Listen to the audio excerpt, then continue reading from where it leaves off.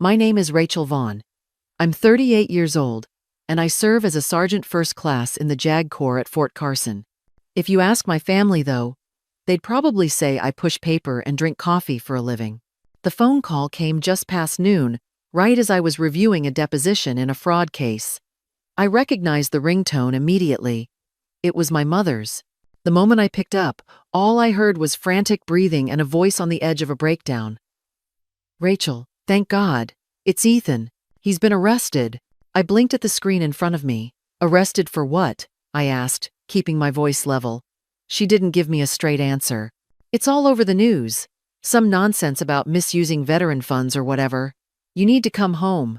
Natalie's falling apart." I could already picture it. My sister Natalie was crying on a designer couch. Her husband Ethan was being led away in cuffs, while the neighbors watched through their blinds. I didn't say anything for a moment, and my mother took that as hesitation. "You work in legal, right? Military law? Court stuff. You can help." Help. That's what they always called it when they wanted something fixed. But not once did she ask what I actually did. To them, I'd always been the one who left West Point early, the one who couldn't handle the pressure, and ended up behind a desk. Meanwhile, Ethan, the decorated Marine, the family's pride, was untouchable. "I can't just leave post on a whim," I said carefully. "There are protocols." She scoffed. "Come on, Rachel. You're not exactly out in the field. I'm sure your paperwork can wait." That stung more than I expected. I'd spent years working cases involving everything from stolen valor to assault, often under classified conditions. "But sure, let's call it paperwork." I didn't argue. What was the point? "Let me look into it," I said. "I'll get back to you." She didn't even say goodbye before hanging up. That's how things usually went. Her calls were orders, not conversations. I sat back and stared at the wall, my fingers still resting on the phone. They had no idea who I'd become. And now, they were asking for help, without realizing they were walking straight into the hands of someone who knew far more than they thought. I closed my laptop, heart steady. It was time they saw the other side of me. The one they never bothered to ask about. Growing up, I was always the almost kid. Almost made it through West Point. Almost became something impressive. But to my family, almost was just another word for failure. My younger sister Natalie, on the other hand, had a gift for perfection. She married Ethan Cole, the Golden Marine. War hero, decorated officer, and later a media darling for founding a veteran support foundation. At family dinners, Ethan's stories got the spotlight, while mine barely made it out of the first sentence. I remember one Thanksgiving when Ethan clapped me on the back, laughing in front of a table full of relatives. "Still pushing paper for the Army, Rach?" he said. "Bet those printers salute you every morning." Everyone laughed. Even Natalie, who offered a weak, "be nice" without meaning it. I smiled then.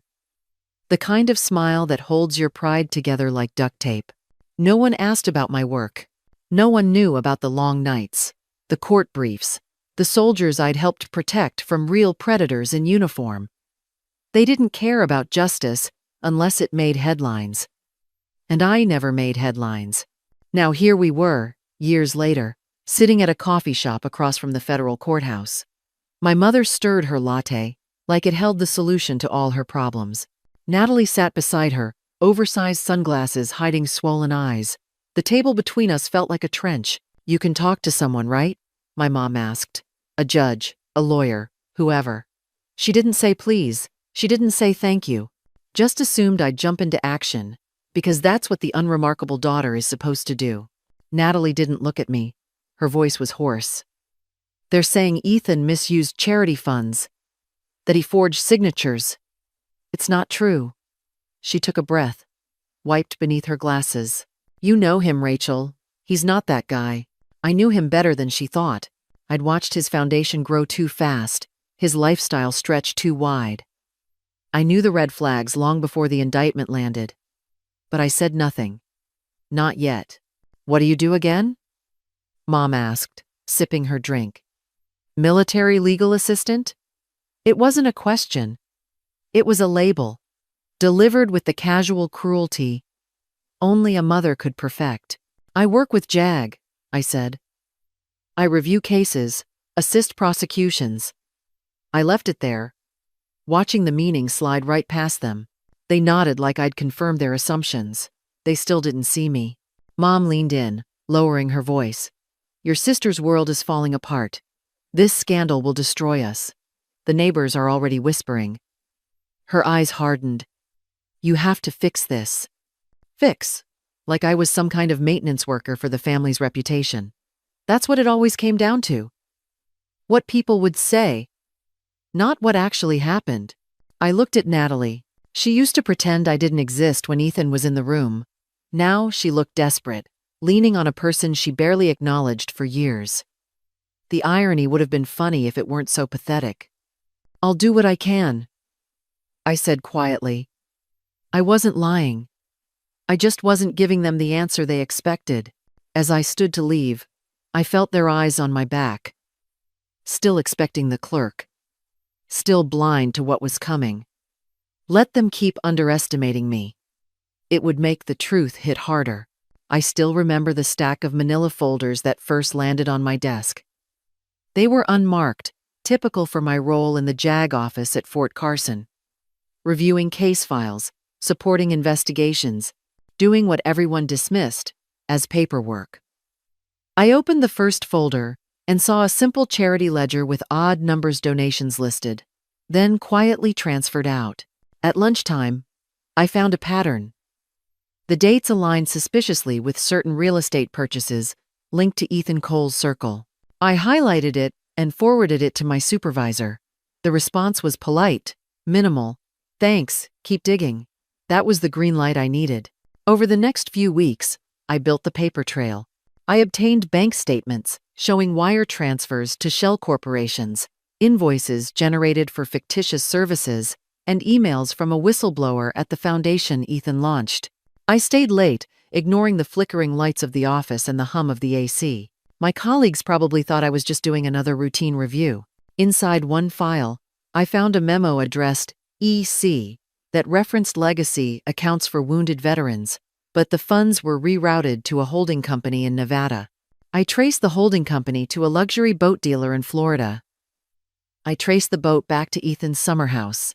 I pulled up titles, purchase dates, and clean titles despite refurbishment costs that should have triggered a red flag audit.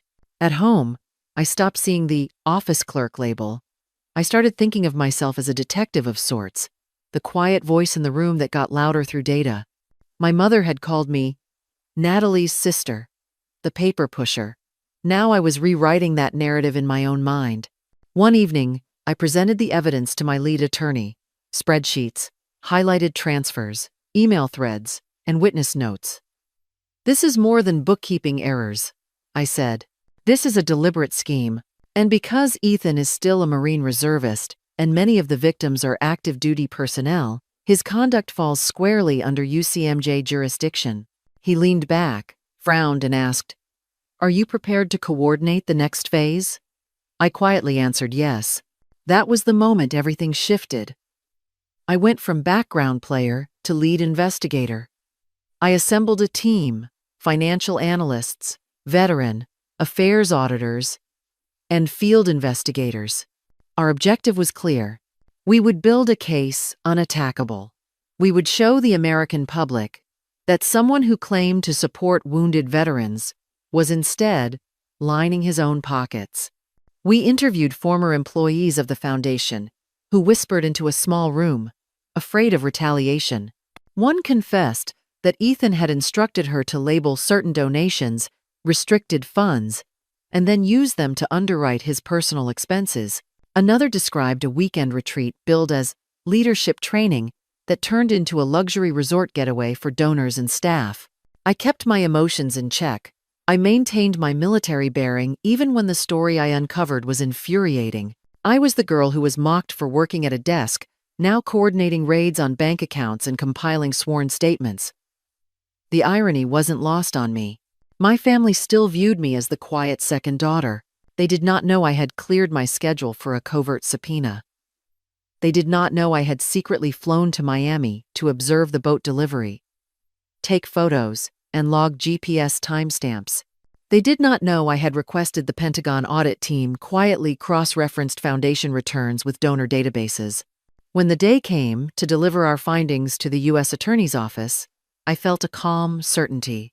I walked into the building with the same steady gait I used in uniform.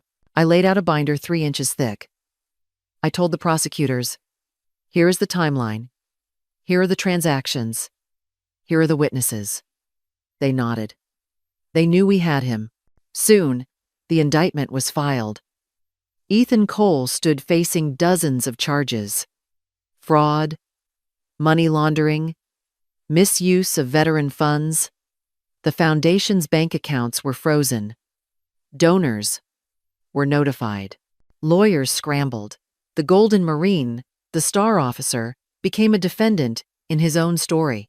My name didn't run across headlines. My family didn't talk about me on social media. But that was fine.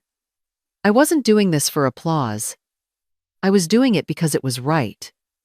I was doing it because the voices they ignored needed someone to listen. And as I returned to my desk at the JAG office, I didn't hear the whispering colleagues anymore. I felt the weight of the work behind me, but also the satisfaction of the truth uncovered. My uniform still bore the rank they sneered at. My badge still said, "Legal Specialist," but in that moment, I knew I had earned something far bigger. The woman who once sat quietly through conversations about promotions, accolades, and real jobs was now the one holding the evidence that shattered illusions. I wasn't just the clerk they had laughed at. I was the architect of accountability. And the moment I realized it, I let myself breathe. Because it's a strange kind of victory when you don't hear cheers. You just hear silence. The kind of silence that comes after someone powerful falls. And in that silence, I heard my name. The military courtroom at Fort Belvoir felt colder than I remembered. High ceilings, dark wood paneling, and the American flag standing proud behind the judge's bench. Every inch of the space was designed to command silence, respect, and fear. I walked through the side entrance, my boots striking the polished floor with a steady rhythm. I wore my full Army service uniform, ribbons aligned, nameplate shining. Heads turned as I passed through the low gate separating the gallery from the court's interior, but I didn't look back. At the prosecution's table, Captain Rayner gave me a quick nod. "You ready?" he asked. I simply replied, "Always," and placed my files on the table. With quiet precision, out of the corner of my eye, I saw them enter. My mother's heels clicked across the tile, Natalie trailing behind her in a fitted black coat and oversized sunglasses. They scanned the room until their eyes landed on me. It took a second. Then I saw the shift in their faces. My mother frowned first, confusion tightening her mouth. Natalie took a step, then stopped, visibly rattled. They looked around, unsure whether to wave me over or just wait for me to join them. But I didn't move. Then Ethan was brought in. No uniform this time, just a brown jumpsuit that hung off him, like a punishment in cloth. He looked smaller than I remembered, less certain. The guards led him to the defense table, and that's when he saw me. His eyes locked on mine. I didn't blink. I didn't smile. For a moment, I saw the flicker of recognition and something close to fear. He turned to Natalie, clearly confused. I could read his lips when he asked her, "Why is Rachel over there?" They didn't have an answer. The gallery started filling with murmurs. Even the court clerk glanced over, double-checking the names. But no one said a word to me. The insignia on my shoulder did all the talking. I sat still, focused. But my senses were razor sharp. I could hear my mother whispering something sharp. Natalie is trying to keep her voice down. Ethan fidgeted, unable to hide his discomfort. The tension in the room coiled tighter with each passing second. This was not the image they had prepared for, not the family disgrace they had dismissed for years. The woman at the prosecution's table wasn't the paper pusher they once mocked. She was part of something bigger now, and they were just beginning to realize it. Behind me, The gallery doors closed with a dull thud. The clerk stood and announced the judge's entrance. All rise. Everyone got to their feet. I smoothed my uniform jacket, heart steady as stone. I didn't look at them. I didn't have to. I already knew their world was starting to crack, and I wasn't here to catch the pieces. The courtroom was nearly empty when I stepped outside. The air felt heavier somehow, like everything that had been unspoken for years had finally been dragged into the light. I was halfway to the parking lot when I heard her voice. Rachel. My mother stood stiff near the columns, her arms folded tightly across her chest. Her expression was cracked. Pride. Half fury. Half confusion. Why didn't you tell us? I stopped. I didn't flinch. Because you never asked, I said. She stared at me like that answer hurt more than anything else I could have said. And maybe it did. Because it was the truth. For years I'd been standing in front of her, working, building, showing up. But she was never really looking. You should have told us you were doing something that mattered, she said, voice low. We thought you were. I raised my eyebrows and waited. Invisible? I offered. She didn't deny it. Natalie came up behind her, quiet, sunglasses in hand, makeup smeared. She looked at me like she was seeing a stranger, or maybe seeing her sister for the first time. I thought Ethan was a hero, she whispered. I looked her in the eyes. Did you ever think about the people he stole from? I asked. The families who lost what little they had, the wounded vets who trusted his name, the scholarships that never made it to kids who needed them. Amar. She opened her mouth, but nothing came out. I let the silence speak for me. This wasn't about revenge, I said. It wasn't about showing off a title or walking into a courtroom to prove anything. I looked at my mother again. My rank doesn't matter if I don't use it for something that does. They both looked shaken. Not because of Ethan, but because the story they had clung to had just fallen apart. I had been the quiet one, the overlooked one, the one they pitied. But what they missed was that none of it was ever about recognition. It was about responsibility, doing the hard thing, even when no one's watching, especially then. You told yourself I wasn't strong enough, I said softly. But the truth is, you just never bothered to ask what strength looks like when it doesn't wear a spotlight. I turned to leave. The sun had begun to break through the clouds, lighting up the path ahead. I didn't need them to follow. I didn't need applause. Because I knew what I stood for, and sometimes integrity speaks loudest in the silence left behind. I walked down the steps of the courthouse without looking back. The wind caught the edge of my uniform, the same one they used to dismiss as decoration without meaning. My boots hit the pavement with the same quiet confidence that carried me through every case, every late night, every ignored sacrifice. There were no cameras, no applause, just the faint sound of traffic in the distance and the weight of something finally finished. This wasn't a parade. It wasn't some dramatic ending with hugs or apologies. It was a clean break, a quiet truth finally spoken out loud. I didn't need them to understand everything. I didn't even need them to say they were sorry. Some things are meant to be known in silence. As I reached the sidewalk, a young private walking past gave me a sharp salute. I returned it with a nod. He didn't know what had just happened in that courtroom.